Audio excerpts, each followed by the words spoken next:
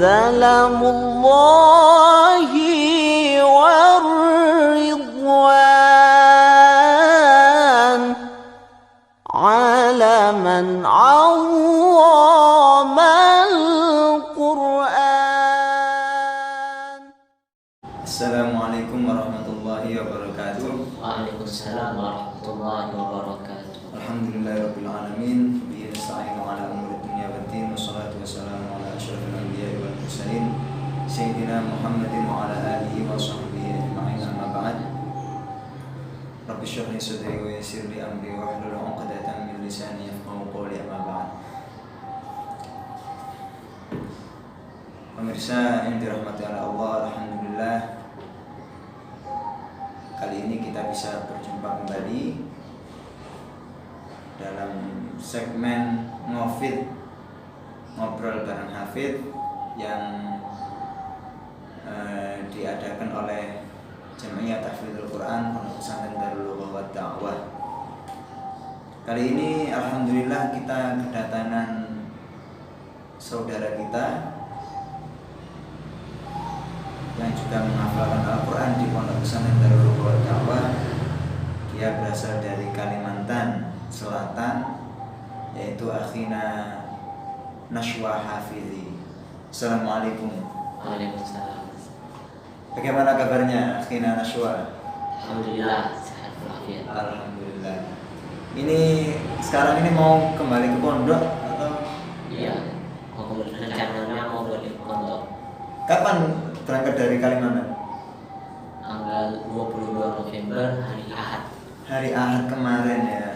Oke, perlu pemirsa ketahui sekarang ini kita tag video ini hari Senin tanggal 23. Jadi dia baru datang ke Surabaya kemarin tanggal 22, dan sekarang insya Allah nanti malam atau tidak besok pagi sudah kembali ke pesantren.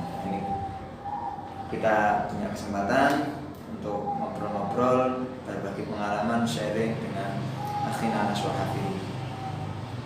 Jadi kita di sini ini akhina Nashwa, kita akan sedikit sharing, berbagi bagaimana menghafal Al-Quran, bagaimana persiapan menghafal Al-Quran, bagaimana cara menghafal Al-Quran yang baik dari pengalaman antum sendiri. Kalau boleh tahu pertama kali ngafal kapan? Awalnya hafal tuh kelas 3 SD. Ustaz. Kelas 3 SD. Ya, Di rumah? Di rumah itu cuman ada sama Ngafal juz amma itu di TPQ atau di mana? hal sendiri. Ngafal sendiri. Ya. Atas dorongan siapa? Kemarin sendiri dulu tuh Umi Ana beliin sama cuma pakai gambar gitu. Sesuai cerita, jadi lihat-lihat, baca-baca dikit, baca-baca artinya, ya kedorong lah belum hafal. Tidak ada dorongan dari Umi? Tidak ada. Tiba-tiba ngafal sendiri? Iya. Lihat ya gambar. Itu ketika itu antum sudah bisa baca belum Al-Quran? Alhamdulillah Sudah bisa. Nah itu sebelumnya belajar sama Umi atau belajar belajar di TPQ. di TPQ? Oke. Nah, kalau berarti pertama kali kelas 3 SD juz amma selesai? Alhamdulillah. Selesai ya? Ya, Kira-kira dalam waktu berapa hari itu? Berapa bulan? sekitar 6 bulan. Sekitar 6 bulan ya? Iya. Artinya nyantai gitu ya, karena oke 6 bulan. Setelah itu apakah ada kelanjutannya? Nah, Nggak ada, sampai saya masuk pondok. Dan masuk pondok Dalwa. Jadi memang pertama kali masuk pondok Dalwa. Iya, Ustaz. Kelas Prodi tidak. formalnya. Sampai 1 SMA. Nah, jadi akhirnya Nashwa masuk ke Dalwa kelas 1 SMA. Langsung ikut tahfidz. Belum. Setahun dulu. Mau khusus bahasa Arab, ngafalin mufradat, belajar berbicara bahasa Arab khusus. Selama setahun jadi fokus di bahasa Arab dulu. Iya. Baru setelah itu ikut tahfidzul Quran. Alhamdulillah. Tahun kedua, ya kelas 2 SMA. Kelas 2 SMA mulai ikut tahfidzul Quran. Untuk kelas 3 berhenti. Nah, dorongan kembali untuk menghafal Al-Quran itu gimana? Atas dorongan siapa? Ya intinya atas dorongan pengen membahagiakan orang tua. Memang dari diri sendiri ya? Iya. Dari sendiri. Kelas 2 SMA. Ada persiapan khusus mungkin untuk sebelum masuk tahfidz? Ya sering baca-baca, pernah belajar sama Ustaz Ibn Mahmud, belajar baca Quran. Baca Quran dulu. Oke. Masuk tahfidz kelas 2 SMA, selesai tahun berapa? Berapa tahun selesai bisa mengajarkan? Sekitar 2,5 tahun. 2 tahun setengah. Berarti kira-kira formalnya itu Kuliah semester 1. kuliah semester 1, alhamdulillah. 2 tahun setengah termasuk yang termasuk cepat. Dan saya tahu akhirnya saya termasuk punya hafalan yang kuat, untuk keseharian selama menghafal Al-Quran dari kelas 2 SMA itu, bagaimana cara mengatur waktunya? Cara mengatur waktunya dulu perlu ketahui di dalam ini ya lumayan padat. Ada hafalan yang lain, hafalan kitab juga, hafalan mutun. Jadi nazaman itu juga ada. Jadi anak yang ikut tahfidz pun tetap mempunyai kewajiban itu. Sekarang bagaimana akhirnya Nashwa mengatur waktunya? Ya kalau mengatur waktu sih ada, cuman yang paling saya fokuskan itu mengurangi majelis atau ngobrol bareng teman. Mengurangi. Iya. Kalau biasanya sebelum tahfidz? Ya agak sering. Terus habis masuk tahfidz saya ngurangin ngobrol bareng teman, jelas ngobrol itu. Oke. Biasanya antum untuk menghafal itu kapan waktunya? Kalau hafal subuh. Tapi sebelum hafal ada persiapan dulu, dibaca mungkin satu Cara menghafalnya, cara menghafal metodenya antum gimana? Sebelum hafal dibaca dulu 1 halaman 10 kali, 15 kali sampai lancar bacanya. 1 halaman langsung ya? Iya. Terus coba hafal per ayat. Hafal, terus digabungin. Itu kira-kira untuk 1 halaman itu butuh berapa menit, berapa jam? Kalau fokus sekitar 20 menitan. 20 menitan. Oke. Jadi kadang yang bikin lama itu emang omong-omongannya. Jadi yang perlu fokus untuk. Jadi ini menurut pengalaman Hafidz Nashwa, dalam 20 menit kita bisa menghafal 1 halaman ya. 1 halaman. Untuk antum sendiri tiap hari berapa targetnya? Apa? Iya, setorannya. Selembar. 2 halaman berarti. Iya. 2 halaman. Itu antum 2 halaman tuh dalam satu waktu ngafalnya atau pagi ini 1 halaman dulu, siang nanti 1 halaman lagi atau gimana? Pagi 1 halaman, terus sore 1 halaman. Distorkan buat besoknya ya. Iya. Besoknya setoran. Oke.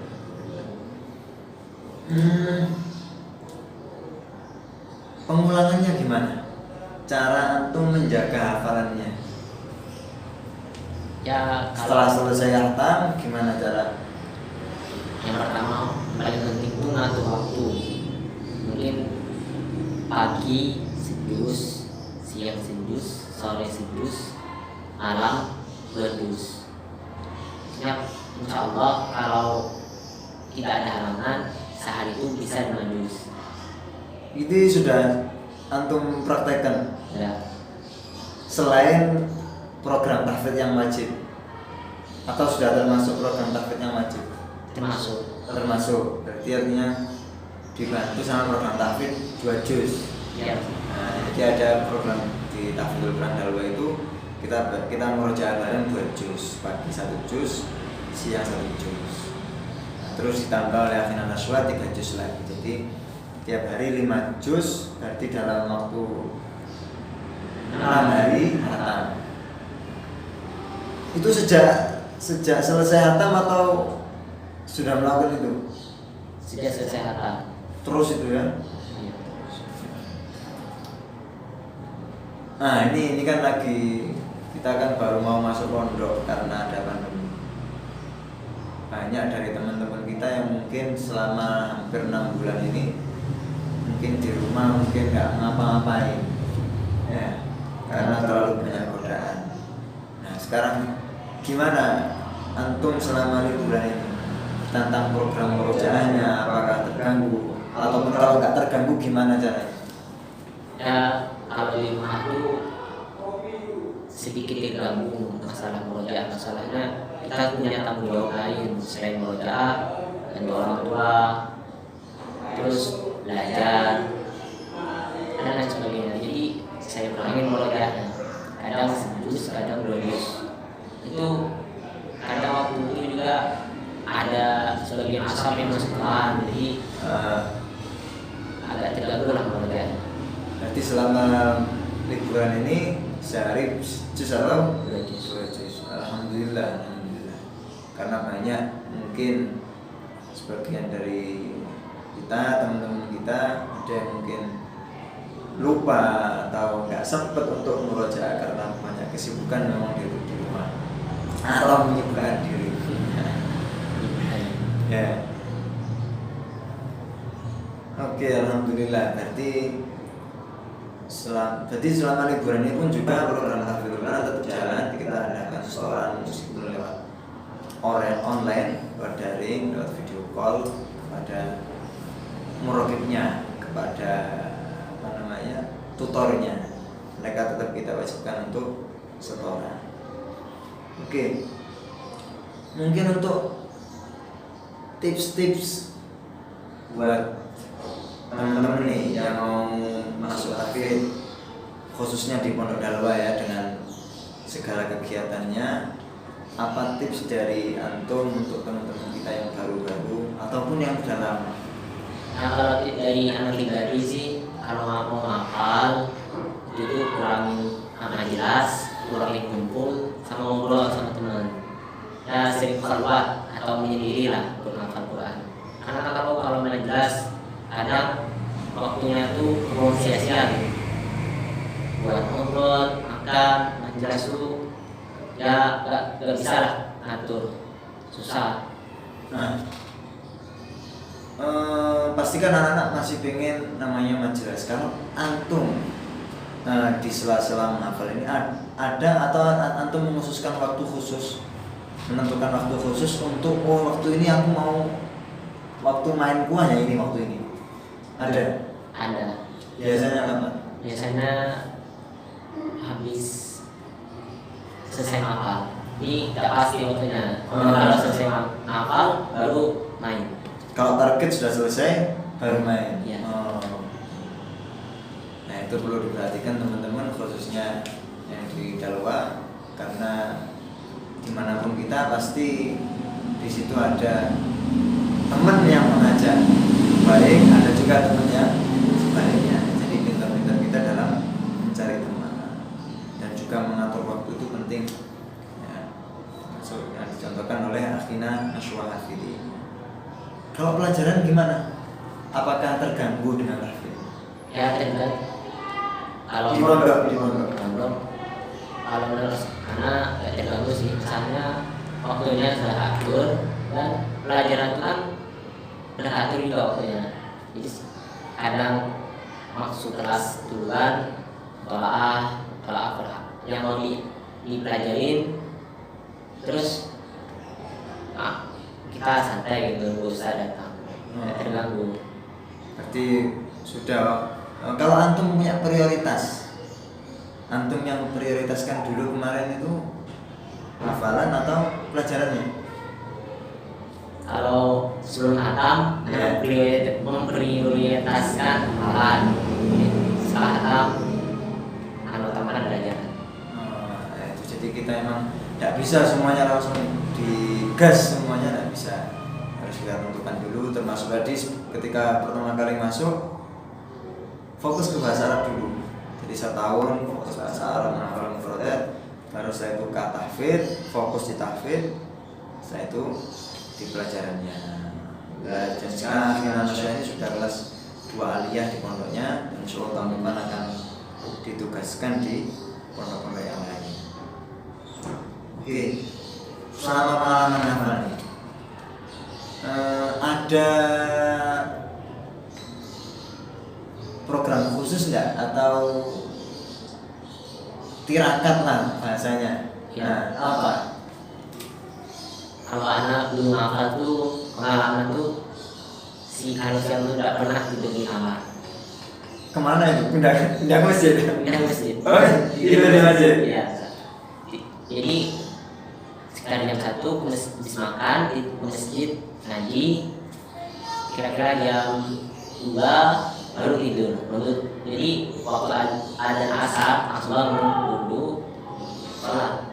Oh, Masya Allah.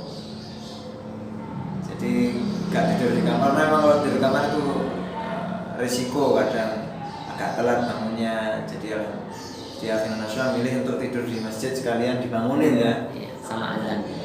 Selain itu ada lagi treatment khusus? Ada puasa mungkin? Oh ya. Soalnya jarang emang di dalam emang kita nggak dianjurkan untuk puasa sunnah. Mungkin ada lagi pengalaman selama menghafal, kesulitan. Kalau kesulitan tidak terlalu, cuma yang paling ramai itu balapan sama teman. Jadi kalau teman dengar teman sekian, anak Ani gimana ya, semangat gitu. Itu termasuk yang menambah semangat ya? Iya, balapan dulu hatam gitu. Pengalaman sama siapa? Balapan tuh? Dulu tuh ada namanya si Toha. Harus gitu. Iya. Tapi berhenti dia. Iya. Karena harus kita hanya tugasan. Selain itu, tapi kita sudah hatam ya? Belum. Ada Shopee. Barat Shogi ya. Itu apa? Temen balapan. Balapan. Jadi dari sini kita tahu bahwasanya sebuah lingkungan yang mendukung, lingkungan juga mendukung bagaimana kita menghafal Al-Quran ya. Karena sebelumnya juga memang tahfidz belum ada asrama khusus, itu pun berjalan programnya, cuma kurang greget ke santri-santrinya. Dan alhamdulillah pada tahun kemarin Abu Yasin Bahar sudah mengkhususkan asrama khusus untuk anak-anak tahfidz Al-Quran, dan memang efeknya sangat besar. Anak-anak tambah semangat, tanafusnya itu lebih kelihatan. Kalau dari 30 juz itu paling sulit di mana ujiannya? Menurut antum? Yang paling sulit ya juznya?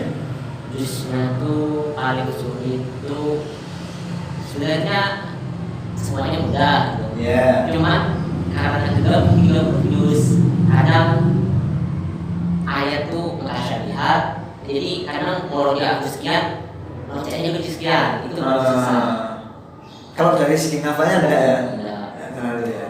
Waktu murojaah gitu, jadi kadang murojaah juz 1, rojahnya juz 3, karena sebagian ada ayat yang sama. Cuma masalah itu aja. Iya. Kalau selama ngafal, kan kadang itu saya pernah dengar ada si Fulan kemarin kita wawancara Panji juga, saya itu dapat ujian itu di juz sekian Ustaz. Ada kejadian kayak gini. Atau antum pernah putus asa di juz sekian sampai berhenti lama? Ada nggak pernah? Alhamdulillah tidak pernah putus asa, cuman itu bingung Gimana aja? gimana caranya ayat tuh murojaah juz satu juz, gimana cara baca juz lain, itu bingung. Sampai sekarang masih bingung. Cara antum untuk murojaah biar terus jalan itu gimana? Artinya usaha antum untuk membedakan ini juz 1 ini ada? Iya, itu masih belum ada. belum caranya. Emang ada itu kitab, punya kitabnya? Tidak tahu. Ada kitab mutasyabihat. karangan dari Kiai dari Mojokerto, Kiai Fufuddin Dimyati. Ada kemarin juga sempat beli, Ahsan kemarin beli, kemarin juga Zawawi masih nitip, cuma saya belum sempat untuk sana. Jadi itu kitab Mutasyabihat itu kelompokan ayat ini mirip sama ayat ini, ayat. Kemarin juga sempat ngomong sama Bang Hafid, Ustaz Hafid juga dikasih tips gimana caranya biar gak bingung. Jadi masalahnya kita keliru antara juz 1 dengan juz 8 juga ada jenisnya gitu. Alhamdulillah. Mungkin yang terakhir, akhirnya Naswa, mungkin pesan buat teman-teman baik yang mau ngafal atau yang pertengahan hafalan tapi belum selesai. Ada yang belum selesai karena terlalu banyak kesibukan, atau mungkin yang sudah selesai hatam. Kalau dari anak pribadi, sesuaikanlah Al-Quran dengan akhlak. Kadang ada sebagian akhlak tuh hafal Quran cuman bicaranya sering kalah itu kurang enak kan gitu. Sesuaikan dengan akhlak ini. Kan kamu bawa Al-Quran adalah itu yang saya lakukan. Itu yang diwanti-wanti ya. Iya. Jadi itu penting buat kita semua yang sedang dalam menghafal Al-Quran atau sudah selesai. Jadi kita harus mempersiapkan diri kita untuk memantaskan diri kita untuk memegang Al-Quran, memegang kalam Allah. Sebagaimana hadis tadi, rubba qari'il Quran Al-Quran yalam. Berapa banyak orang yang baca Al-Quran, yang menghafal Al-Quran, tapi justru Al-Quran melaknatnya. Bukan menjadi hujjatan lahu, tapi menjadi hujjatan alaih. Mungkin cukup sekian, terima kasih atas waktunya. Akhirnya Naswa, semoga selalu diberikan kesehatan dan kembali ke pondok dalam keadaan selamat dan dilancarkan semua segala urusannya. Amin. Kita akhiri pertemuan kita pada kali ini. Insyaallah kita akan lanjut lagi pada hafid-hafid yang lainnya. Mungkin juga nanti dari luar Pondok Dalwa juga. Insyaallah jika ada kesempatan kita akan bersilaturahmi kepada mereka semua. Wassalamualaikum warahmatullahi wabarakatuh. Waalaikumsalam warahmatullahi wabarakatuh.